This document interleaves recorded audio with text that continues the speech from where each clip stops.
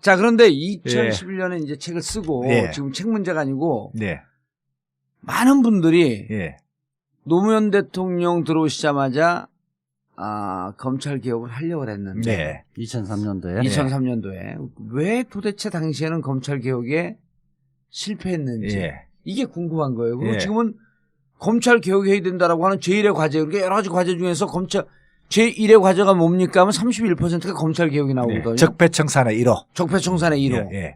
그럼 노무현 대통령 때 왜 실패했었는지, 왜 좌절했었는지 이 얘기를 좀 해줘야 될 거 아니에요. 노무현 대통령 때 그 검찰 개혁을 사실상 우리나라 역사상 처음으로 정부 차원에서 한 것이죠. 그러니까 그만큼 이제 검찰의 실상을 아는 것도 좀 적었고, 그 다음에 개혁의 방향이나 개혁의 그런 구체적인 과제도 충분히 연구가 좀 덜 되어 있던 상태라고 할 수가 있겠습니다.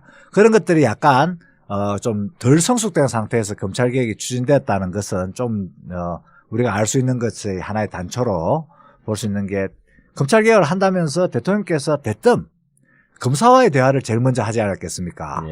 지금 생각해 보면은 약간 그때도 좀 뜬금없이 진행된 측면도 있고 하지만 지금 보면은 상당히 좀 꼭 그렇게까지 할 필요가 있겠느냐. 그때도 반대가 많지 않았었나요? 그때도 너무 순진한 생각이었다. 내부적으로도 좀 반발이 있었다고, 반대도 있었다고 이게 또 지금 현재 문재인 대통령께서도 말씀을 하고 계시죠. 그런데 지금 현재 문재인 대통령은 검사와의 대화는 일단은 안 하고, 일단은 뭐 이영렬 지검장과 윤석열, 이영렬 지검장하고 그 돈봉투 만찬, 안태근 검찰국장, 돈봉투 만찬에 대해서 이제 이게 이제 감찰을 하라. 라는 지시가 이제 1호 지시 아니겠습니까? 그래, 1호 지시는 아닙니다만 중요한 지시로. 그러게 보면은 그 좀 차이를 알 수가 있죠. 그때는 좀 대화를 통해서 그리고 또 합리적인 수준에서 서로 개혁 방안을 함께 마련할 수 있을 것이다 라는 대통령님의 이제 그런 노무현 대통령님의 그런 신념이 좀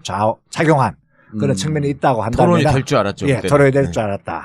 그러나 지금은 이제 문재인 대통령께서는 이미 그런 것들을 다 경험하셨기 때문에 이제는 이제 그런 것보다는 좀 더 직접적이고 확실한 그런 개혁 조치를 취하고 있다. 최 변호사님, 수 있죠. 그때 사회 보셨으니까 노무현 대통령 때 검찰 개혁의 화두 방향은 뭐였었어요? 그때는 그 방향 설정하기를 정치 권력이 검찰에 간섭하는 일을 내가 끊을 테니 대통령으로서 내가 절대 그걸 안 할 테니 니들이 스스로 제대로 된 검찰로 서라. 네, 맞습니다. 그리고 그렇게 충분히 할 수 있는 조직이라고 내가 신뢰를 보내주겠다. 이렇게 얘기를 하셨었죠. 근데 지금 다시 이제 사람들이 되짚어서 그때 검사와의 대화 이게 이제 그 짧은 영상들이 나오는데 진짜 건방졌어요. 그때 말하는 거 보면 막 뭐 형님 얘기도 하고 뭐 당신도 사건 청탁하지 않았냐, 몇 학번이냐, 뭐 그러다 보니까 이제 중간에 대통령 스스로 나한테 이렇게 모욕을 주는 형식으로 너네가 얘기하지 마라. 라는 경고도 하신 적이 있고. 이러자면 뭐 이쯤 되면 막가지 하는 거 아니야. 근데 그 뒷얘기를 이자 변호사 좀 아는 거 아니에요? 내가 최근에 그때 21기, 22기가 주로 이제 검사들이 참여를 했었는데. 거기 넘어가기 전에 교수님, 그러면은 검사와의 대화는 대통령 아이디어고 대통령 작품이죠. 네, 그렇습니다. 그리고 그렇게 하게 되면 일단 합리적인 대화가 되면서 우리가 중립적으로 정치 권력에 개입하지 않을 터이니 너네가 좀 정신을 차려서 제대로 해라 라는 선의가 전달될 것으로 보고 검사와의 대화를 했는데 하자고 제안이 딱 들어오니까 그러니까 내가 이제 최근에 그때 당시 참여했던 검사들 몇 사람 사적으로 좀 만났어요. 궁금해서 지금 이제는 이야기할 수 있지 않느냐. 당신들 내가 지금 다시 유튜브를 보니까 너희들 해도 너무했더라. 너무 건방을 떨고 너무 오만. 도대체 왜 그랬냐. 그게 국민들에게 생방송 될 거라고 생각을 못했느냐. 알고 왔대요. 생방송 될지? 알고 왔는데 그 자리에서 검찰 개혁의 방향에 대해서 대통령은 논하고 싶었는데 검찰 개혁 이야기보다는 지금 대통령 흠집 내기에 해란됐던 거 아니냐. 그러니까 자기들은 대통령이면 그 정도는 예상했어야 되는 거 아니냐 이렇게 이야기하고 있는 거예요. 그게 뭔 소리야? 자기들이 흠집 낼 줄 알고. 그럼 자기들이 토론하자 그러면 자기들이 지는 게 뻔한데 그냥 자기들은 질 수는 없으니까 그때 당시 대통령과 관련돼서 정보를 전국 검찰에 다 수배를 해서 다 정보를 캐치하고 그와 관련된 직간접 관련돼 있는 사람들을 다 모았다는 거예요. 소위 지네가 기선제압을 당하는 자리라고 생각을 하고 기선제압 당하지 않겠다. 해서 우리도 개긴다. 우리도 당신에 대해서 안다. 이런 거 하는 자리로 알았다 이거죠. 그렇지. 그렇게 자기를 죽이려고 하는 자리니까 여기서 우리가 대통령 친인척 혹시 조사받은 거 있으면 그 조사했던 검사들 이런 사람들한테 갖고 정보를 다 취합을 했다는 거 아니야. 예. 그렇게 내용적으로는 그렇게 했다는 거예요. 못 믿겠다. 검찰을 권력이 놔주겠다는 건 우린 못 믿겠으니까 검찰총장에게 인사권을 주는 것이 가장 확실한 방법이라는 생각을 갖고 있었던 거예요. 그렇죠. 검찰이 그랬어요. 아니 그리고 더 기가 막혔던 건 제가 요 책 쓰면서 그 금태섭 우리 의원하고 또 대담한 게 있는데 걔는 그러는 거야. 그때 지네끼리 토론하고 나와서요. 아, 우리가 정말 잘했다. 서로 좋아했대. 검찰 내부의 평가도 역시 우리가 논리적으로 대통령한테 밀리지 않고 검사들이 되게 똑똑하다는 소리를 들을 거다. 지네들이 좋아했다는 거야. 근데 하고 나서? 하고 나서. 근데 그 뒤에 이제 언론에 나오는 걸 보고 지들끼리 깜짝 놀랬대. 국민들이 어쩌면 이렇게 우리를 싫어할까. 그 기가 막힌 일이죠, 정말. 대통령께서는 이런 거죠. 검찰의 정치적 중립을 확실하게 지켜주겠다. 그리고 내가 그러나 당신들이 잘못하는 거에 대해서 나도 간섭하겠다. 그런 입장이 확실한 거죠.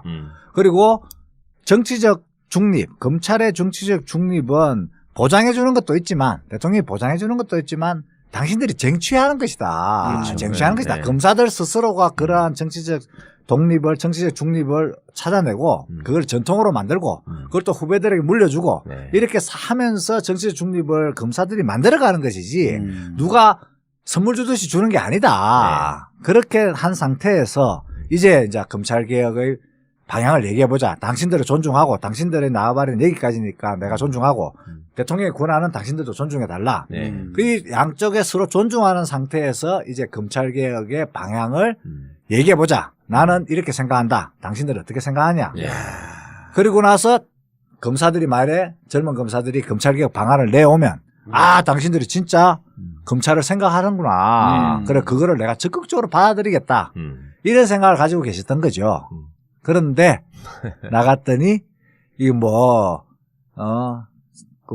학번이 어떻게 그게 되느냐. 그다음에 누구한테 전화를 건 게 아니냐. 그다음에 토론은 대통령이 원체 잘하는 것이니까 그렇죠. 우리가 항상 지기 마련이다. 아니 토론을 하기도 전에 졌다고 얘기하는 데가 어디 있습니까? 그런 명색이 검사들인데 그런 식으로 하니까 사실은 거의 대화가 안 된 거죠. 파탄이 난 거죠. 이게. 파탄이 난 거죠. 그러니까 사실은 이게 그때 당시 문재인 민정수석 또 강검실 장관도 처음에는 말렸대요. 그래 노무현 대통령이 하자 이렇게 해서 밀어붙여서 했다고 이야기했는데 원래의 노무현 대통령이 생각했던 거하고 이상한 방향으로 가버렸다는 거예요. 그때 토론 중간에 보면은 재밌는 장면이 있었는데 잊어버리고 있었더라고. 중간에 문재인 수석하고 박범계 비서관을 이렇게 세우잖아요, 대통령이.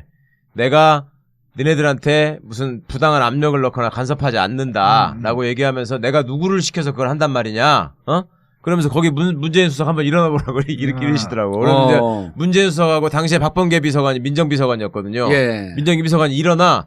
그럼 내가 시킨다면 저 사람들을 통해서 시킨다는 건데, 저 사람들이 니네가 보기에 니네 적이냐, 저 사람들이 구태를 가진 사람들이냐, 이렇게 지목하면서 얘기를 해요. 니들이 지금 얘기하는 그 모양과 맞지 않다, 내가 생각하고 있는. 쳐다도 안 보죠, 근데. 근데 그때 내가 문재인 수석 딱 일어나시는 그 표정을 보면서 참 여러 가지 생각이 들더라고. 저 양반이 저 자리에 저 상황 그 뒤에 있었던 대화를 보면서 여러 가지 생각을 하셨을 텐데 이 양반이 대통령이 됐다. 어쨌든 가장 가까운 현장에서 보신 거죠. 대통령께서. 그러니까 검찰 개혁의 첫 단추를 어쨌든 잘 만났다.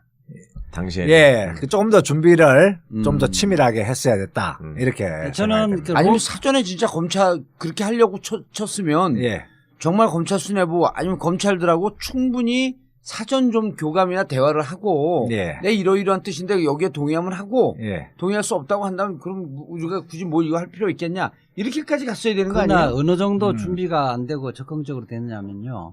강검실 장관 책상이 없었잖아요. 네.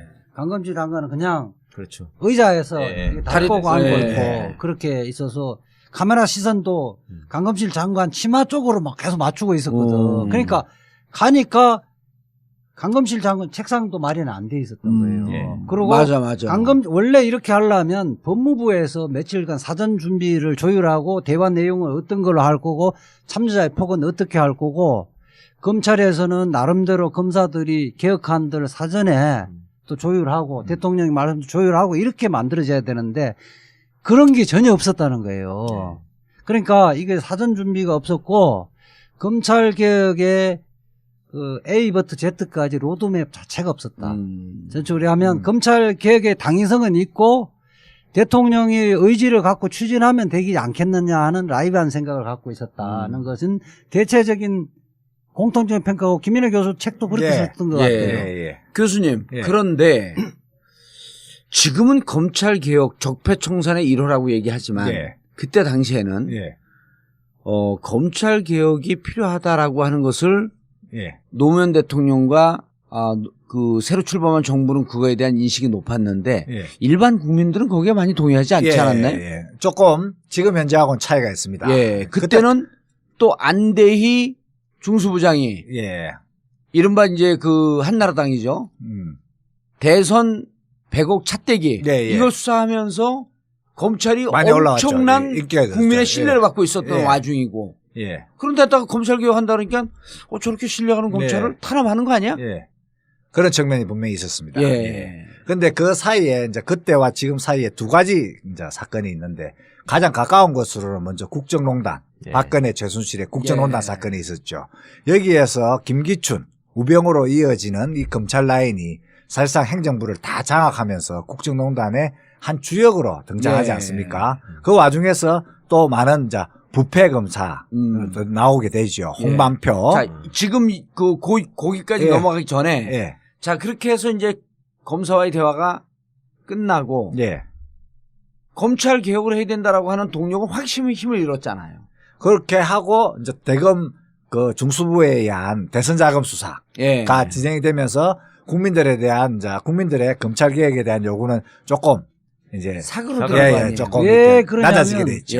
안대희하고 검찰이 잘하고 있는데 그렇죠. 왜 잘하고 있는 사람들 자꾸 이렇게 야단치냐. 못하게 하냐 이런 식의 분위기가 가면서 이 말하면 여론의 지지를 못 받은 측면이 좀 있어요. 그러니까 다시 하면 그건 거꾸로 이야기하면 우리가 개혁을 하려면 유리한 상황을 선택을 하고 그때부터 이렇게 매스를 대기 시작해야 되는데 전략의 부재도 충분하게 있다는 상황도 거예요. 좋아야 되고 명분도 있어야 되는데 그렇죠. 그다음 그리고 나서 어쨌든 검사와의 대화를 통해서 국민들에게 알리려고 했던 것은 검찰의 중립성, 정치 권력으로부터의 독립. 그다음에 그때 그 공수처 그 얘기도 나왔었나요? 그때는 공수처는 안 나왔습니다. 공수처는 사실상 그 무엇 때문에 그러냐면은 YS 때 김현철 사건, 그 다음에 DJ 때 그 홍삼 트리오. 홍삼 트리오 사건 때문에 이 대통령 친인척 비리가 너무 우리한테 큰 그 문제가 돼가지고 이러한 그 고위공직자들의 문제는 따로 해결하기 위해서 따로 이제 수사기구가 필요하다라는 것들을 연구를 해서 공약으로 이미 나와 있었기 때문에 이거는 꼭 검찰개혁하고 바로 연결되는 주제는 아니었던 것이죠. 그 오히려 대통령 친인척 비리 또는 고위공직자들이 연결되어 있는 권력형 비리 문제를 해결하기 위해서 고비처가 초점이 맞춰져 있었던 때입니다. 그러다가 이제 그 검찰의 권한의 일부를 그 고비처가 행사하고 그다음에 또 부패 검사들을 또 수사할 수 있는 권한을 갖게 되는 조직으로서 고비처를 다시 조명하면서 고비처가 두 가지 성격을 갖는 것으로 이해가 된 거죠. 하나는 반부패 기구, 하나는 검찰 개혁의 도구. 이렇게. 자, 그런데 2011년에 이제 책을 쓰고 지금 책 문제가 아니고 많은 분들이 노무현 대통령 들어오시자마자 검찰 개혁을 하려고 했는데 2003년도에 왜 도대체 당시에는 검찰 개혁에 실패했는지 예. 이게 궁금한 거예요. 그리고 예. 지금은 검찰 개혁해야 된다라고 하는 제1의 과제, 그러니까 여러 가지 과제 중에서 검찰 제1의 과제가 뭡니까 하면 31%가 검찰 개혁이 나오거든요. 예. 적폐청산의 1호. 적폐청산의 1호. 예. 예. 그럼 노무현 대통령 때 왜 실패했었는지, 예. 왜 좌절했었는지 예. 이 얘기를 좀 해줘야 될 거 아니에요. 예. 노무현 대통령 때 알 수가 있죠. 그때는 좀 대화를 통해서 그리고 또 합리적인 수준에서 서로 개혁 방안을 함께 마련할 수 있을 것이다라는 대통령님의 이제 그런 노무현 대통령의 그런 신념이 좀 작용한 그런 측면이 있다고 한다면 토론이 될 줄 알았죠. 예, 그때는. 토론이 될 줄 알았다. 네. 그러나 지금은 이제 문재인 대통령께서는 이미 그런 것들을 다 경험하셨기 때문에 이제는 이제 그런 것보다는 좀 더 직접적이고 확실한 그런 개혁 조치를 취하고 있다. 최 변호사님, 볼수 있죠. 예. 그때 사회 보셨으니까 예, 예. 노무현 대통령 때 검찰 개혁의 화두 예. 방향은 뭐였었어요? 그때는 그 방향 설정하기를 하지만 지금 보면은 상당히 좀 꼭 그렇게까지 할 필요가 있겠느냐. 그때도 반대가 많지 않았었나요? 예. 그때도 너무 순진한 예, 생각이었다. 내부적으로도 좀 반발이 있었다고, 반대도 있었다고 이게 또 지금 현재 문재인 대통령께서도 말씀을 하고 계시죠. 예. 그런데 지금 현재 문재인 대통령은 검사와의 대화는 일단은 안 하고 일단은 이영렬 지검장과 윤석열. 이영렬 지검장하고 그 돈봉투 안태근. 만찬. 안태근 검찰국장. 의 돈봉투 만찬에 대해서 이제 이게 이제 감찰을 하라. 라는 지시가 이제 1호 지시 아니겠습니까? 예. 그래, 1호 지시는 아닙니다만 중요한 지시로. 예. 그러게 보면은 그 좀 차이를 검찰 개혁을 사실상 우리나라 역사상 처음으로 예. 정부 차원에서 그렇죠. 이제 한 것이죠. 그러니까 그만큼 이제 검찰의 실상을 아는 것도 좀 적었고, 그 다음에 개혁의 방향이나 개혁의 그런 구체적인 과제도 충분히 연구가 좀 덜 되어 있던 상태라고 할 수가 있겠습니다. 그런 것들이 약간 좀 덜 성숙된 상태에서 검찰 개혁이 추진되었다는 것은 좀 우리가 알 수 있는 것의 하나의 단초로 볼 수 있는 게, 검찰 개혁을 한다면서 대통령께서 대뜸 검사와의 대화를 제일 먼저 하지 않았겠습니까? 예. 지금 생각해 보면은 약간 그때도 좀 뜬금없이 진행된 측면도 있고. 정치 권력이 검찰에 간섭하는 일을 내가 끊을 테니 대통령으로서 내가 절대 그걸 안 할 테니 니들이 스스로 제대로 된 검찰로 서라. 네, 네 맞습니다. 그리고 그렇게 충분히 할 수 있는 조직이라고 내가 신뢰를 보내주겠다. 아하. 이렇게 얘기를 하셨었죠. 근데 지금 다시 이제 사람들이 되짚어서 그때 검사와의 대화 이게 이제 그 짧은 영상들이 나오는데 진짜 건방졌어요. 그때 말하는 거 보면 막 뭐 형님 얘기도 하고 뭐 당신도 사건 청탁하지 않았냐, 몇 학번이냐, 뭐 그러다 보니까 이제 중간에 대통령 스스로 나한테 이렇게 모욕을 주는 형식으로 너네가 얘기하지 마라. 라는